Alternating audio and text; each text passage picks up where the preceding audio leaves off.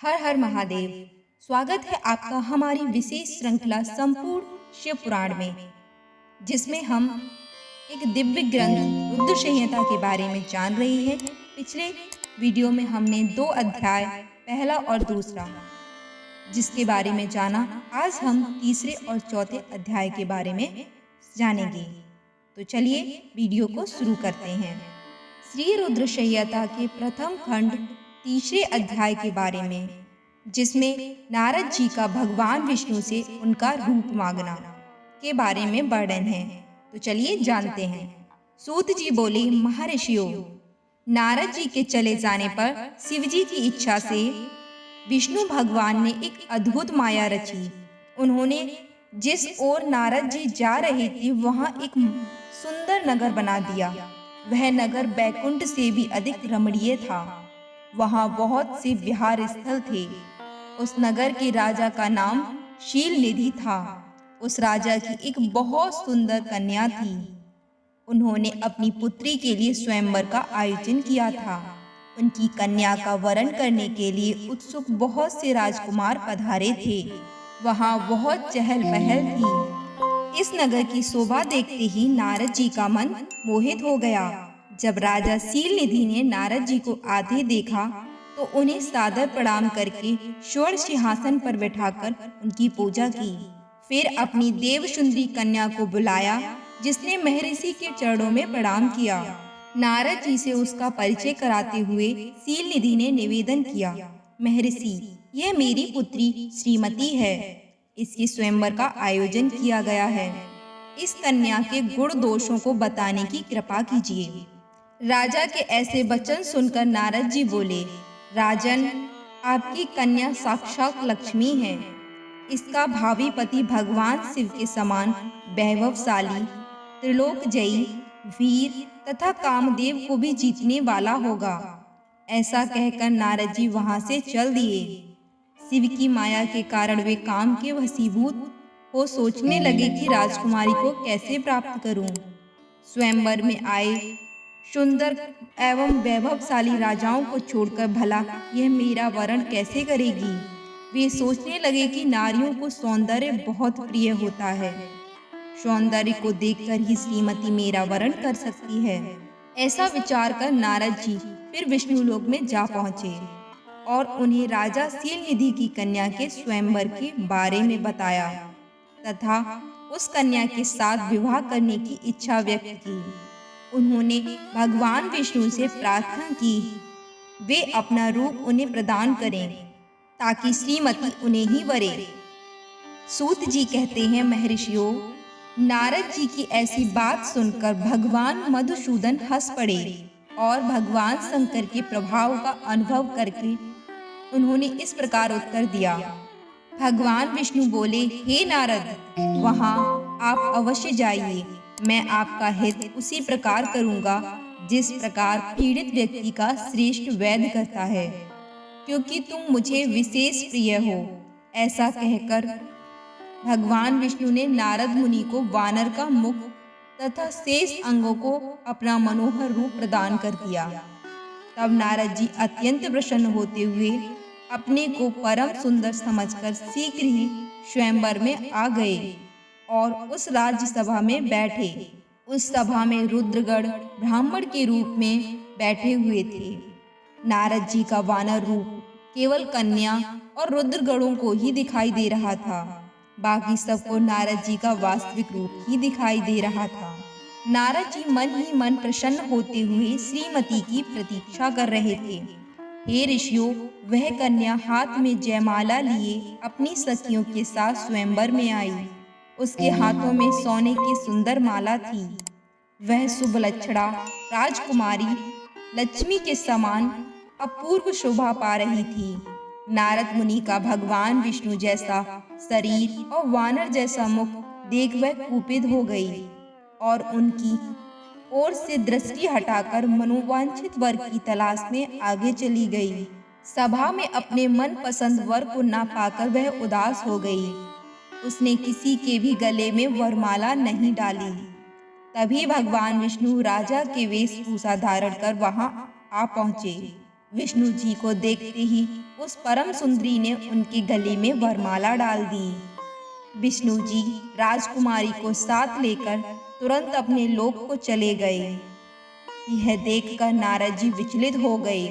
तब ब्राह्मणों के रूप में उपस्थित रुद्रगणों ने नारद जी से कहा, हे नारद जी, आप व्यर्थ ही काम से मोहित हो सौंदर्य के बल से राजकुमारी को पाना चाहते हैं। पहले जरा अपना वानर के समान मुख तो देख लीजिए। सूत जी बोले।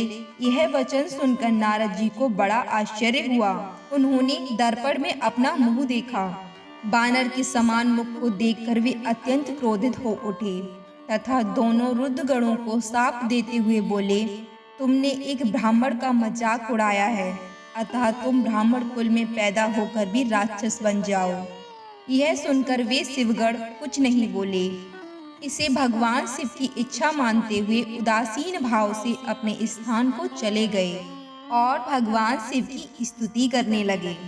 हर हर महादेव। श्री रुद्र संहिता के प्रथम खंड चौथा अध्याय, जिसमें नारद जी का भगवान विष्णु को श्राप देना। ऋषि बोले, हे सूत जी, रुद्रगणों के चले जाने पर नारद जी ने क्या किया और वे कहाँ गए, इस सब के बारे में भी हमें बताइए। सूत जी बोले, हे ऋषियों, माया से मोहित नारद जी उन दोनों शिवगणों को शाप देकर भी मोहवश कुछ जान न सके। तत्पश्चात क्रोधित होते हुए वे तालाब के पास पहुंचे। वहां जल में पुनः अपनी परछाई देखी तो उन्हें फिर वानर जैसी आकृति दिखाई दी। उसे देखकर नारद जी को और भी अधिक क्रोध चढ़ आया। वे सीधे विष्णुलोक की ओर चल दिए। वहां पहुंचकर भगवान विष्णु से वे बोले, हे हरि, तुम बड़े दुष्ट हो। अपने कपट से विश्व को मोहने वाले तुम दूसरों को सुखी होता नहीं देख सकते। तभी तो तुमने सागर मंथन के समय मोहिनी का रूप धारण कर दैत्यों से अमृत का कलश छीन लिया था और उन्हें अमृत की जगह मदिरा पिलाकर पागल बना दिया था। यदि उस समय भगवान शंकर दया करके विष को ना पीते तो तुम्हारा सारा कपट प्रकट हो जाता। तुम्हें कपटपूर्ण चालें अधिक प्रिय हैं। भगवान महादेव जी ने ब्राह्मणों को सर्वोपरि बताया है। आज तुम्हें मैं ऐसी सीख दूंगा जिसे तुम फिर कभी कहीं भी ऐसा कार्य नहीं कर सकोगे। अब तक तुम्हारा किसी शक्तिशाली मनुष्य से पाला नहीं पड़ा है, इसीलिए तुम निडर बने हुए हो, परंतु अब तुम्हें तुम्हारी करनी का पूरा फल मिलेगा। माया मोहित नारद जी क्रोध से खिन्न थे। वे भगवान विष्णु को शाप देते हुए बोले, विष्णु, तुमने स्त्री के लिए मुझे व्याकुल किया है। तुम सभी को मुंह में डालते हो। तुमने राजा का रूप धारण करके मुझे छला था, इसीलिए मैं तुम्हें शाप देता हूँ कि तुम्हारे जिस रूप ने मुझे कपट पूर्वक छला है, तुम्हें वही रूप मिले। तुम राजा होगे और इसी तरह स्त्री का वियोग भोगोगे जिस तरह मैं भोग रहा हूँ। तुमने जिन वानरों के समान मेरी आकृति बना दी है, वही वानर तुम्हारी सहायता करेंगे। तुम दूसरों को स्त्री वियोग का सुख देते हो, इसीलिए तुम्हें भी यही दुख भोगना पड़ेगा। तुम्हारी स्थिति अज्ञान से मोहित मनुष्य जैसी हो जाएगी। अज्ञान से मोहित नारद जी का शाप विष्णु भगवान ने स्वीकार कर लिया। तत्पश्चात उन्होंने महालीला करने वाली मोहिनी माया को समाप्त कर दिया। माया के जाते ही नारद जी को खोया हुआ ज्ञान लौट आया और उनकी बुद्धि पहले की तरह हो गई। उनकी सारी व्याकुलता चली गई तथा मन में आश्चर्य उत्पन्न हो गया। यह सब जानकर नारद जी बहुत पछताने लगे और अपने को धिक्कारते हुए भगवान विष्णु के चरणों में गिर पड़े और उनसे क्षमा मांगने लगे। नारद जी कहने लगे कि मैं अज्ञानवश होकर और माया के कारण आपको जो शाप दिया है वह झूठा हो जाए। भगवान, मेरी बुद्धि खराब हो गई थी। जो मैंने आपके लिए बुरे वचन अपनी जबान से निकाले, मैंने बहुत बड़ा पाप किया है। हे प्रभु, मुझ पर कृपा करके मुझे ऐसा कोई उपाय बताइए जिससे मेरा सारा पाप नष्ट हो जाए। कृपया मुझे प्रायश्चित का तरीका बताइए। तब श्री विष्णु ने उन्हें उठाकर मधुर वाणी में कहा, हे महर्षि, आप दुखी ना हो, आप मेरे श्रेष्ठ भक्त हैं, इसमें कोई संदेह नहीं है। नारद जी, आप चिंता मत कीजिए, आप परम धन्य हैं।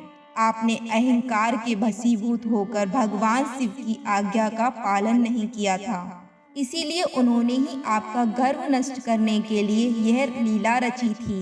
वे निर्गुण और निर्विकार हैं और सत्य, रज और तम आदि गुणों से परे हैं। उन्होंने अपनी माया से ब्रह्मा, विष्णु और महेश तीनों रूपों को प्रकट किया है। निर्गुण अवस्था में उन्हीं का नाम शिव है। वे ही परमात्मा, महेश्वर, पर ब्रह्म, अविनाशी, अनंत और महादेव नामों से जाने जाते हैं। उन्हीं की आज्ञा से ब्रह्मा जी जगत के सृष्टा हुए हैं। मैं तीनों लोकों का पालन करता हूँ और शिव जी रुद्र रूप में सबका संहार करते हैं। वे शिव स्वरूप सबके साक्षी हैं। वे माया से भिन्न और निर्गुण हैं। वे अपने भक्तों पर सदा दया करते हैं। मैं तुम्हें समस्त पापों का नाश करने वाला और भोग एवं मोक्ष प्रदान करने वाला उपाय बताता हूँ। अपने सारे शकों और चिंताओं को त्याग कर भगवान शंकर की यश और कीर्ति का गुणगान करो और सदा अनन्य भाव से शिव जी के सतनाम स्रोत का पाठ करो, उनकी उपासना करो तथा प्रतिदिन उनकी पूजा अर्चना करो। जो मनुष्य शरीर, मन और वाणी द्वारा भगवान शिव की उपासना करते हैं, उन्हें पंडित या ज्ञानी कहा जाता है। जो मनुष्य शिव जी की भक्ति करते हैं, उन्हें संसार रूपी भव सागर से तत्काल मुक्ति मिल जाती है। जो लोग पाप रूपी दावानल से पीड़ित हैं, उन्हें शिव नाम रूपी अमृत का पान करना चाहिए। वेदों का पूर्ण ज्ञान प्राप्त करने के पश्चात ही ज्ञानी मनुष्य ने शिव जी की पूजा को जन्म मरण रूपी बंधनों से मुक्त होने का सर्वश्रेष्ठ साधन बताया है। इसीलिए आज से ही रोज भगवान शिव की कथा सुनो और कहा करो तथा उनका पूजन किया करो। अपने हृदय में भगवान शिव के चरणों की स्थापना करो तथा उनके तीर्थों में निवास करते हुए उनकी स्तुति कर उनका गुणगान करो। इसके बाद नारद जी, तुम मेरी आज्ञा से अपने मनोरथ की सिद्धि के लिए ब्रह्मलोक जाना। वहाँ अपने पिता ब्रह्मा जी की स्तुति करके उनसे शिव की महिमा के बारे में पूछना। ब्रह्मा जी शिव भक्तों में श्रेष्ठ हैं। वे तुम्हें भगवान शंकर का महात्म और सतनाम स्रोत अवश्य सुनाएंगे। आज से तुम शिव भक्ति में लीन हो जाओ, वे अवश्य तुम्हारा कल्याण करेंगे। यह कहकर विष्णु जी अंतर्ध्यान हो गए। ओम नमः शिवाय। ये थे श्री रुद्र संहिता के तीसरा तथा चौथा अध्याय, जिसके बारे में आज हमने सुना। आपको ये कैसा लगा कमेंट बॉक्स में जरूर बताएं और हमारे चैनल को सब्सक्राइब करें और लाइक करें और अपने दोस्तों के साथ शेयर भी करें। तब तक के लिए धन्यवाद। मिलते हैं अगले अध्याय में। जय भोलेनाथ।